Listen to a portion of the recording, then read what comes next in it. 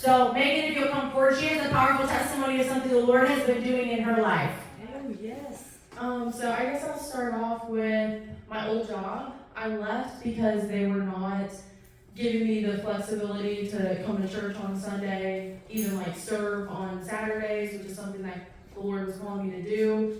And then especially, Tuesday, I'm just trying to get more involved in my relationship with God and, the community as well. Well, God was like, yeah, you need to leave.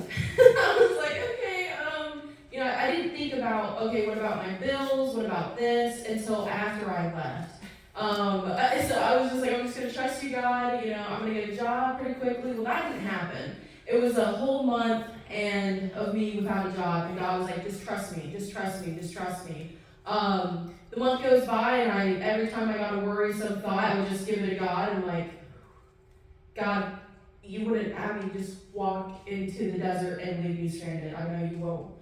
So, anyways, all my bills were paid. My rent, down to the very thick gas in my gas tank. God overflowed in my life through other people, through even like the small things I was doing on the side, like door dashing. I mean, I was just like, wow, God, this is amazing. And then once I really took the float off and started walking on the water in faith, God was like, okay, here's your job now. You trusted me. You went a whole month, and I kept my promise. All the bills were paid. Your rent was made. The job that's for you is already yours.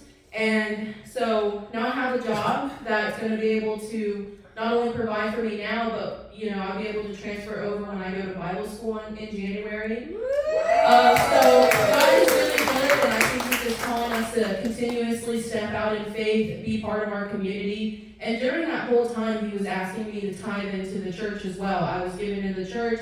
I was giving to strangers, even when it was the last $20 I had.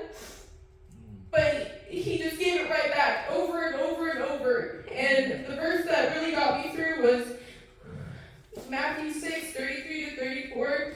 But seek first His kingdom and His righteousness, and all things will be given to you as well. Therefore, do not worry about tomorrow, for tomorrow will worry about itself. Each day has enough trouble of its own. So that's kind of what God's been doing in my life, and I'm just starting work soon. So I'm very, very excited. Yes. Praise God. Walking on water without the floaties, right?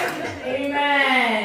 And if God can do it for her, He can do it for you. Like I said, we found Megan. She was in the parking lot. She was not headed to Bible school that day, okay? But the Lord touched her life through us out there soul winning, and look at what the Lord's doing. He's training her, He's teaching her how to step out in faith and to trust Him, and He's building a real relationship with her. And that's what it's about for each and every one of us, is getting out and trusting God so that we can know God for ourselves. Because everyone has to have their own personal experience.